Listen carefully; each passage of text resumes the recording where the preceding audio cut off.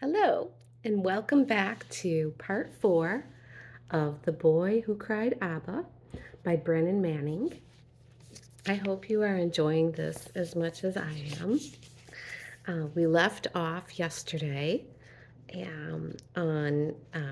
we left off on page 50 uh, with Willie Wan on his way to the Cave of Bright Darkness at the advice or inner inspiration of his grandmother come sunset, a place where she herself and other pilgrims, other people, have gone and had experienced wonderful encounters with Jesus. And so here we go. Willie Wan could never understand what the pilgrims were talking about. He only knew that the Cave of Bright Darkness was a holy place, perhaps as sacred as the church in the village. He knew that it was sacred because those who visited the Cave of Bright Darkness met El Shaddai. I have to pause here just for a moment. Please forgive me.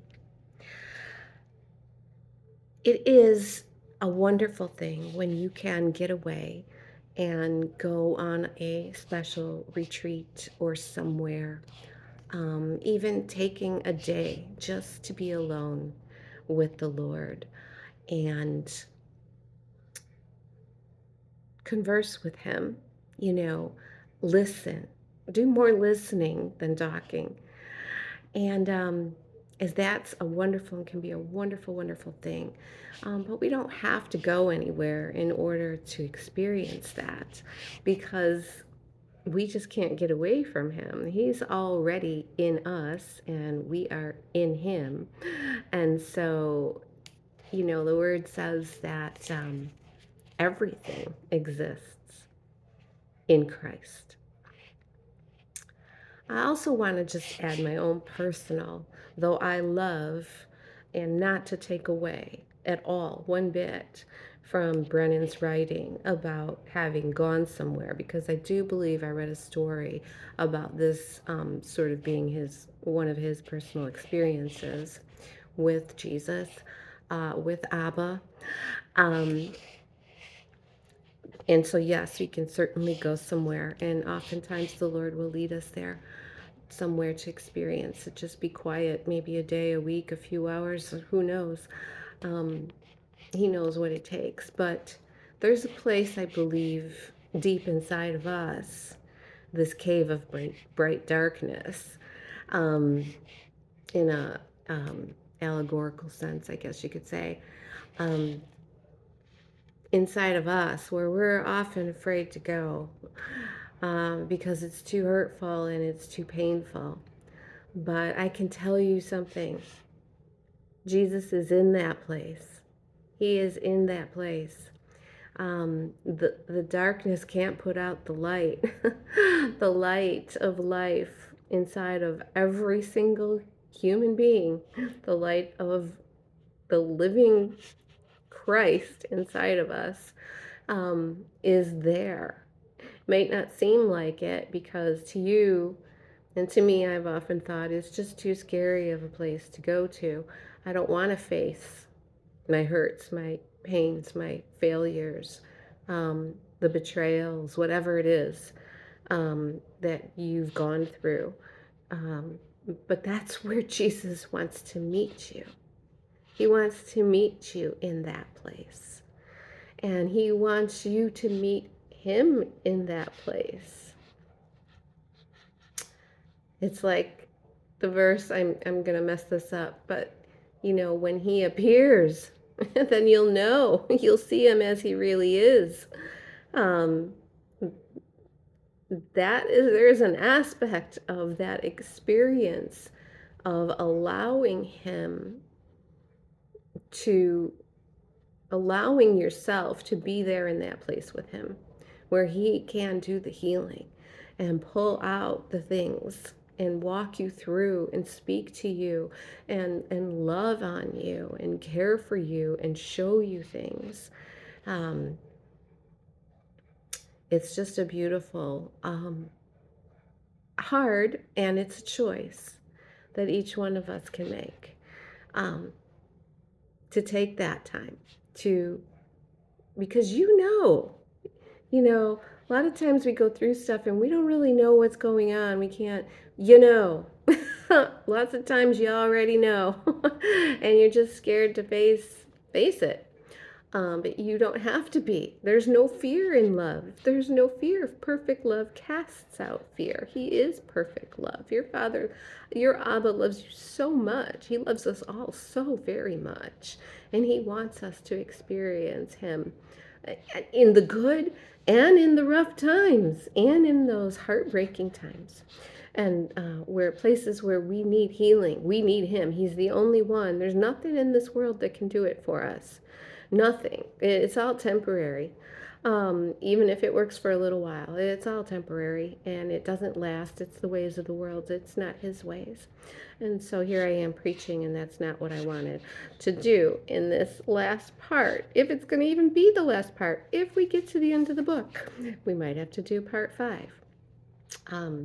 But here we are. I'm going to read, and I do apologize, but it is something to think about. So if you're thinking, I've got to go somewhere in order to experience God, no, you don't. You're the sacred place. You're the holy place. You're the temple. The kingdom of God dwells on the inside of you and me. We're the place where He is. Yes, it's beautiful to go to a church, if you're in a church where they are speaking truth and the true gospel, and you leave feeling so loved, not feeling condemned. I'd run away from a church like that. But, and just pray for those people. Pray for them, that they would have a revelation of His love and His who He truly is. You're the place. You're the holy place. He's there. He like I said, you're complete in Him. He's in you. You're in Him. He's there, and He's waiting for you to sit with Him. Like Jesus said, there's nothing more important than sitting and hearing Him. It's great to read our Bibles, absolutely. But hearing Him, He's the living Word. He is the living Word that became flesh. He is the one who came to reveal our Abba to Him. Everything we read in the Bible, we must read through the lens of Jesus. We must read through Him. And it will all make a lot more sense. So I apologize. Let's go back and read the first paragraph again, in case I've gotten y'all off in another direction. Just sit. Let's take a deep breath in through the nose. Hold it. And let's breathe out really slow. Maybe even whisper, Abba. Abba.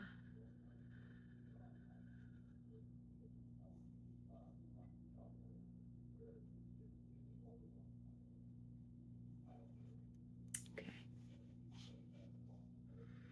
You can do that a couple more times if you need to, but I'm going to move on. Again, Willie Wan could never understand what the pilgrims were talking about. He only knew that the cave of bright darkness was a holy place, perhaps as sacred as the church in the village. He knew that it was sacred because those who visited the cave of bright darkness met El Shaddai, and now Willie Wan had become a pilgrim as well. Hours later, as the sun began its descent, behind the far ridges of the Sierra Padre, Willie Wan pulled himself up onto the final rim. I put my glasses on. Before him, a stone staircase wound down from the ridge to end on the ledge in front of the cave. Wearied by the long climb, his stiff leg throbbing with effort, Willie Wan moved slowly down the 17 steps, plopping down onto the parapet in front of the cave. He shrugged off his backpack, then reached for his canteen, tilted his head back, and drank deeply. He looked out over the valley, realizing with some surprise that he'd never climbed this high before. His limp generally kept him down on the more gentle slopes near the village, except for one time that now came back to him. Last summer, his classmate, Antonio, had dared him to climb to the narrow ridge. Willie Wan took the dare and began climbing. He was doing fine until he placed his good foot on a loose rock that rolled away and caused him to tumble down the slope. The jagged stones tore holes in his pants and made his knees and elbows fiery with pain. His hands were shredded by small cuts, and wherever he touched his clothes, they had left but bloody smears. He remembered how hard it had been to see through his tears, and how Antonio had laughed and mocked him as Willie Wan had looked at him helplessly. "Willie Wan, you wimp, I ain't gonna play with you no more." As the painful memory passed, Willie Wan got to his feet and entered the cave. It was cool inside. The massive granite walls stabilized the temperature at 60 degrees, even on the hottest day in summer or the coldest day in winter. The little boy looked around the interior, which was 12 yards wide and 6 yards deep. The stone slab, about halfway back into the cave, served as a bed, with a few burlap bags that served as a mattress, as well as blankets. In one corner, there was a kerosene lamp, a rickety chair, and a battered old oak table. An alcove in the other corner served as a tiny chapel. It had a stone altar and a tiny tabernacle made out of wrought iron interlaced with red velvet fabric. A tall crucifix stood behind the altar. Other than that, the cave was bare. Willie Wan limped toward the stone slab, clambered up on top, and wrapped two burlap sacks around himself. The strenuous climb had sapped all his strength. Within minutes, he was sound asleep. An hour later, the little boy was startled awake by a deafening noise that sounded like a sharp report of a rifle. In fact, it was a teeth-rattling peal of thunder, accompanied by a howling wind and a relentless rain that slashed across the sky. Fascinated, Willie Wan slipped off the slab and stepped into the mouth of the cave. Suddenly, a fierce bolt of lightning struck the shrubs and the wildflowers 100 yards below, setting them ablaze. The wild fury of the hurricane-force storm crashed against the mountainside in unabated intensity. Wide-eyed with wonder, Willie Wan stared into the maelstrom. He was so transfixed by the cosmic spectacle that he was utterly unaware that he was unafraid. Then, as if by a stern command from the master of the wind and the waves, the storm abruptly ceased. Silence slowly blanketed the Sierra Padre. That's good.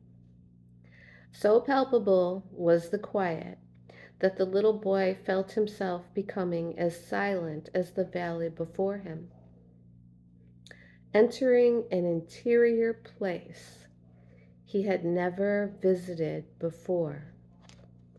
Total inward stillness. Just kind of like what I was saying.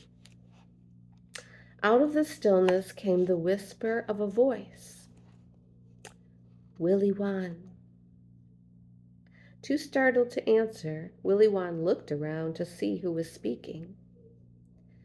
"Willie Wan," came the whisper once again.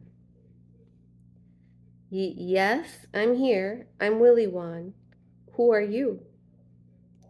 To most, I am known as danger, Willy Wan. I make my presence known in water, wind, and fire. I am spirit, without shape, form, or face. Those who seek safety try to summon me like a tame lapdog. They crave security instead of growth.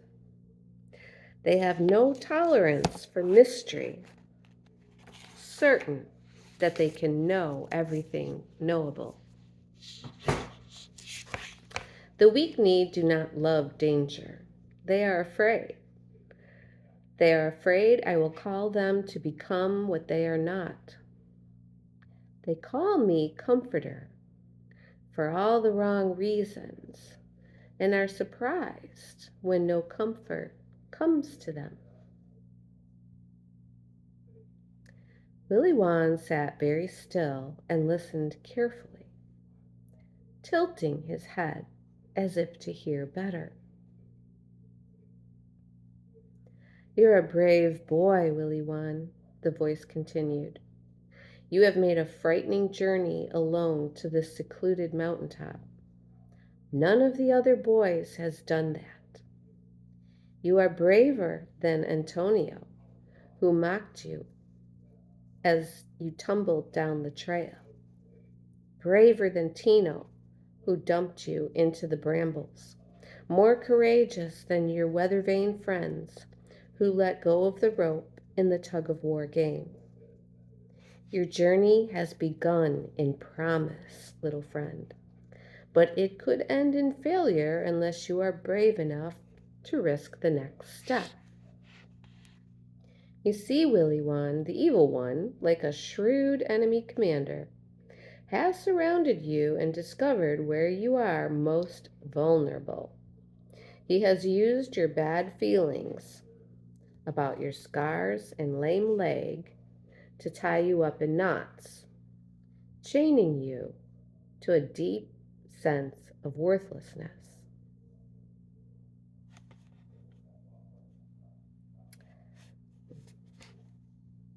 The next step can be dangerous because you will need to let go of your hold on your life.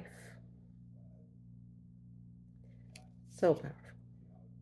You'll feel as if you're losing control and the illusion of being in charge of your own future, of being the master of your own destiny. You will vanish. For the first time in your life, you will understand just how needy and dependent you really are. It's risky, without doubt, but it will set you on the road to freedom. Do you have the courage, little one? Um, uh, what is this next step? Willy Wan asked timidly, clasping his hands tightly. Surrender yourself in unwavering trust to El Shaddai. Trust that everything that has happened to you was necessary to bring you to this present moment. And trust that the good work that has been started within you will be brought to completion. Are you open to receive this gift, little friend? Willy Wan considered his words, thinking, danger has just told me that I am braver than all the boys in Hopi. I mustn't disappoint him. I will not disappoint him. Oh, please, yes, I want it, he exclaimed. I want your gift. Then the voice said, you have the heart of your grandmother, Calm Sunset. And with those words, the spirit washed over the little boy with such gentle force that it knocked Willy Wan backwards into the chair, which collapsed into pieces under him. Stunned, Willy Wan rolled off the broken scraps and started to get up when he heard the voice again. Be still, Willie Wan. Lie back on the ground and listen closely. That rickety chair is like your old life of mistrust. It has just splintered into scraps, said the voice. Now lay back on the ground.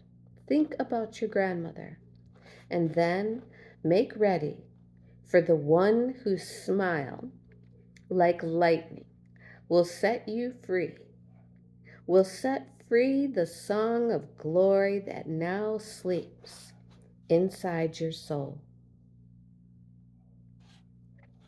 Obedient to the Spirit, Willie Wan lay back on the floor of the cave and remembered sacred times from the past with his grandmother. How proud of him she'd been when he returned from his first day at school. How it had pained her when the other boys mistreated him. How she would smile when he kissed her on the cheek. How she had been kind to him when he grew sad and sulked, forgetting to do his chores around the house. How her love never changed despite his funny looks or his sulkiness or what he did.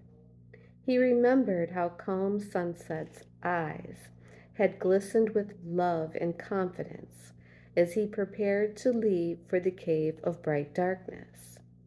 He knew deep down that his grandmother loved him, that his mother and even his father had loved him. Once, but in his mind, he still could not understand how they could love a speckled trout, why they never seemed to notice how ugly he was. Yet in his heart, he knew that their love was real. I think we're going to pause here and I will continue. We're going to have to make a part 5 because I see we're already at 22 minutes and we have more to go.